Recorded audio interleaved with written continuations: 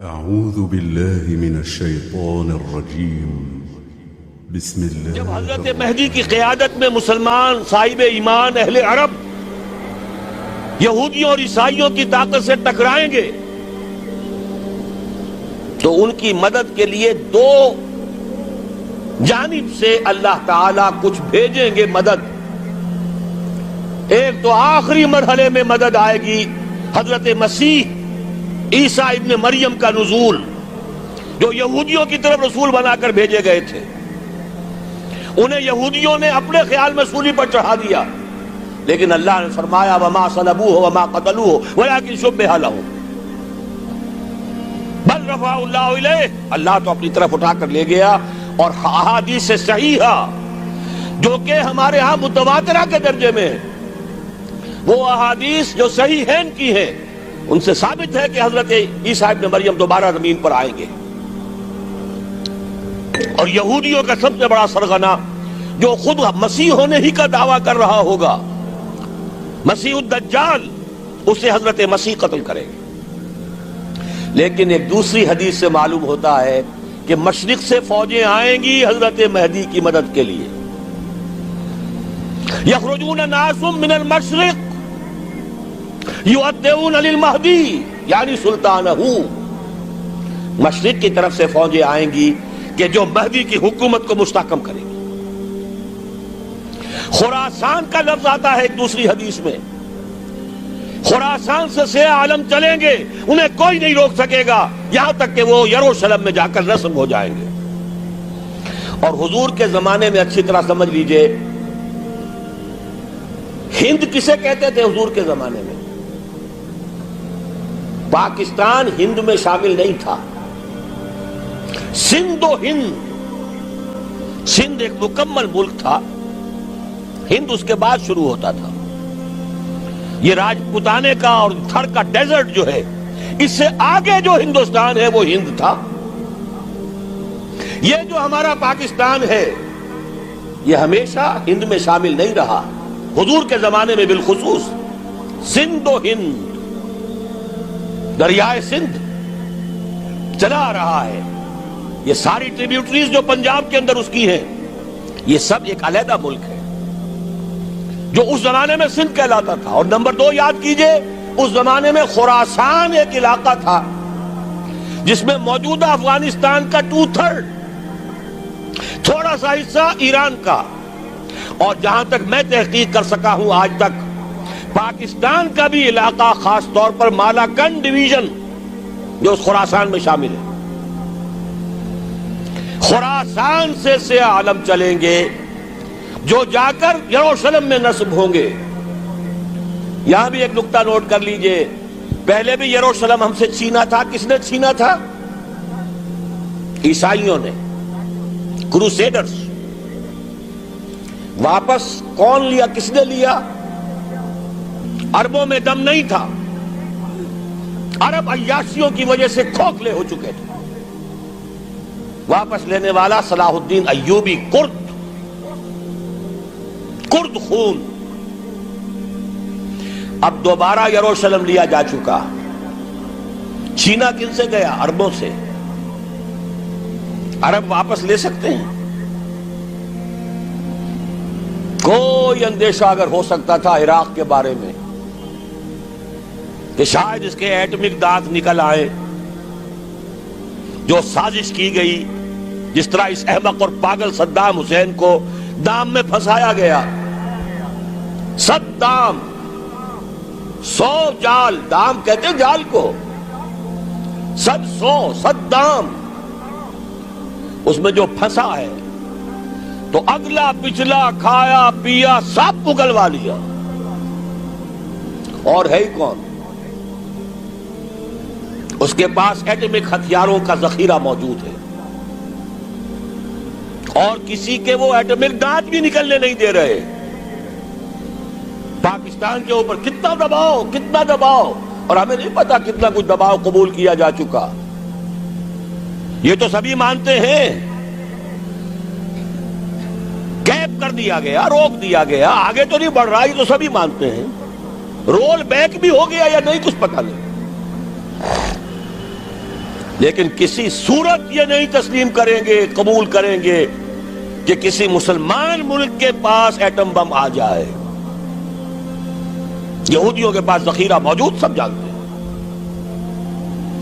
بہرحال یہ جان لیجئے اس علاقے سے امید ہوتی ہے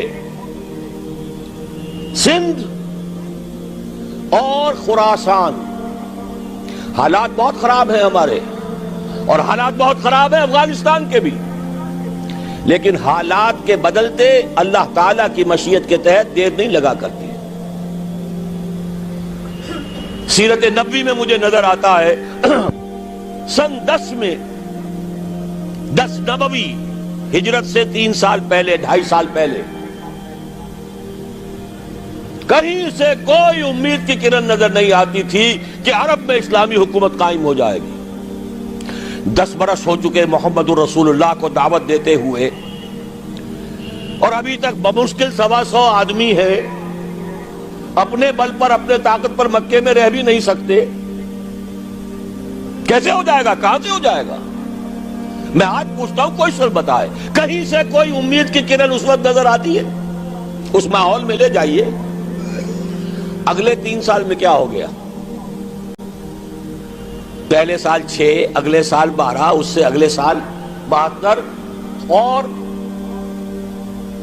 بیعت عقبہ ثانیہ، ہجرت، اور وہاں سے اب حضور کی طرف سے انیشیٹ شروع ہو گیا، انیشیٹو۔ تو ہم نہیں کہہ سکتے، اللہ تعالیٰ کی قدرت، اللہ کی مشیت۔ یہ یقین ہے کہ دنیا کے خاتمے سے پہلے نظام خلافت قائم ہوگا، اور تمام دنیا میں ہوگا۔ ظاہر ہے کہیں پہلے کسی ایک جگہ سے ہوگا، جیسے حضور کے زمانے میں ہوا۔ اگر بیک وقت پوری دنیا میں ہو سکتا تو حضور کے دست مبارک سے ہوتا۔ اگر حضور کے دست مبارک سے بھی ایک ملک میں ہوا، جزیرہ نما عرب میں ہوا، پھر حضور کے امتی ہیں نا، ابو بکر ہیں، عمر ہے، عثمان ہے، صحابہ کرام کی فوجیں نکلی ہیں، امتی ہیں، امتیوں کے ہاتھوں اس کی توسیع ہوئی۔ اب بھی یہی ہوگا، کسی ایک علاقے میں ہوگا۔ میرا گمان ہے، میں یہ یقین سے نہیں کہہ سکتا، گمان بھی میرا ان احادیث کی روشنی میں ہے جو میں نے آپ کو بتا دی اور موجود ہے اس کتابچے کے اندر۔ علامہ اقبال نے بھی انہی کے حوالے سے کہیں کہا ہے، میرے عرب کو آئی ٹھنڈی ہوا جہاں سے، میرا وطن وہی ہے، میرا وطن وہی ہے۔ اس علاقے سے کچھ ہونے والا ہے اور ہوگا انشاءاللہ۔ میری زندگی میں نہ ہو، آپ کی زندگی میں نہ ہو، کوئی پرواہ نہیں۔ حضرت حمزہ تو شہید ہو گئے غزوہ احد میں۔ 5 سال کے بعد حضور مکے میں داخل ہوئے ہیں فاتح کی حیثیت سے۔ حضرت حمزہ کی نگاہوں نے، ان آنکھوں نے تو نہیں دیکھا، عالم ارواح میں اللہ نے کیا مشاہدہ کرایا ہوگا انہیں، وہ تو ہمیں معلوم نہیں۔ بعض صحابہ شہید کر دیے گئے مکے ہی میں۔ بہت بڑی کامیابی۔ اپنی جان لگا دیں، اپنے آپ کو کھپا دیں، اپنے آپ کو مٹا دیں۔ جس طرح روڑی کوٹ کر بنیادوں میں بھر دی جاتی ہے، ہماری ہڈیوں کا چورا بنا کر اور ہمارے خون کے اندر اسے گوندھ کر اگر وہاں ڈال دیا جائے، اس سے بڑی سعادت کوئی نہیں۔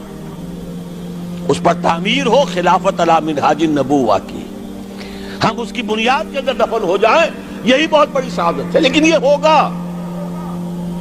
میں نے عرض کیا تھا کہ یقین ہے مجھے کہ ہوگا، اور ہر صاحب ایمان کو یقین ہونا چاہیے کہ ہوگا۔ باقی یہ کہ یہ آثار ہیں اور احادیث بھی ہیں، اور 400 برس کی تاریخ بھی بتاتی ہے کہ یہیں سے ہوگا۔ 1000 برس تک سارے مجددین امت عالم عرب میں پیدا ہوئے۔ 11ویں صدی کا مجدد اعظم شیخ احمد سرہندی کہاں دفن ہے؟ سرہند میں، ہندوستان میں۔ 12ویں صدی کا مجدد اعظم شاہ ولی اللہ دہلوی کہاں دفن ہے؟ دہلی میں۔ 13ویں صدی کا مجدد اعظم سید احمد بریلوی، ان کے تو قبر بھی معلوم نہیں، لیکن ان کا خون جذب ہوا دریائے کنہار میں، اور ان کے سینکڑوں ساتھیوں کی لاشیں اس بالا کوٹ کے مقام پر۔ 14ویں صدی کے مجدد اعظم شیخ الہند، لیکن ان کے ساتھ ساتھ اتنے اعظم رجال علامہ اقبال جیسا مفکر، مولانا مودودی جیسا مصنف، مولانا الیاس جیسا مبلغ کہیں اور ہمیں دکھا دیجئے آپ۔ میں کل کہیں عرض کر رہا تھا، دیکھیے پہلے جو ہے 1000 برس تک ہر خیر ہندوستان میں باہر سے آ رہا تھا۔ معین الدین اجمیری باہر سے آ رہے ہیں، شیخ علی حجویری باہر سے آ رہے ہیں، سندھ میں جتنے اولیاء دفن ہیں سب کے سب باہر سے، ایران سے چلے آ رہے ہیں۔ لیکن جیسے ہی 11ویں صدی شروع ہوئی ریورس ہو گیا آرڈر۔ اب سلسلہ مجددیہ نقشبندیہ اب ہندوستان سے نکل کر پھیل رہا ہے۔ پورا افغانستان، پورا ترکستان، تمام یہ ترک ریاستیں جو آزاد ہوئی ہیں ابھی USSR کے خاتمے کے بعد، یہاں تک کہ سائپرس، جزیرہ قبرص، پورا ترکی جو اب بھی ہے موجودہ ترکی، سلسلہ مجددیہ نقشبندیہ کہاں سے چلا؟ ہندوستان سے پھیل گیا پورے عالم اسلام۔ مفکر، علماء دین کا اور تمام علوم دینی کا مجدد شاہ ولی اللہ دہلوی، خالص ترین جہاد فی سبیل اللہ دور صحابہ کے بعد جماعت مجاہدین جام شہادت نوش کیا، سینکڑوں ہمارے مجاہدین۔ پھر 14ویں صدی میں اقبال جیسا مفکر، مودودی جیسا، دوبارہ دوہرا رہا ہوں، مصنف، مولانا الیاس جیسا مبلغ، مجھے تو کہیں نظر نہیں آتا۔ تمام مسلمان ممالک آزاد ہوئے، کہیں اسلام کا نام نہیں لگا، نہ سیوکارنوں نے نعرہ لگایا، نہ کہیں کسی اور نے نعرہ لگایا۔ عربوں نے بھی عرب نیشنلزم کا نعرہ لگایا، اسلام کا نعرہ نہیں۔ تحریک پاکستان میں نعرہ لگا، پاکستان کا مطلب کیا؟ لا الہ الا اللہ۔ صبح عرض کر چکا ہوں، تحریک خلافت پوری دنیا میں کہیں نہیں، صرف بر عظیم پاک و ہند میں۔ اور کیسی تحریک خلافت کہ ہندو شریک ہوئے، گاندھی شامل ہوا، پورے ہندوستان کو جس نے گنجا دیا۔ یہ دوسری بات ہے کہ جب خود مصطفیٰ کمال نے ختم کر دیا تو اب کیا کرتے؟ مدعی سست گواہ چست۔ نوٹ کرنے کی بات ہے، کچھ آثار ہیں، 400 سال کی تاریخ ہے، بتا رہی ہے پاکستان کا قیام خود ایک معجزہ۔ یہ ساری چیزیں مشیت ایزدی میں کسی بڑے خیر کا پیش خیمہ ہے۔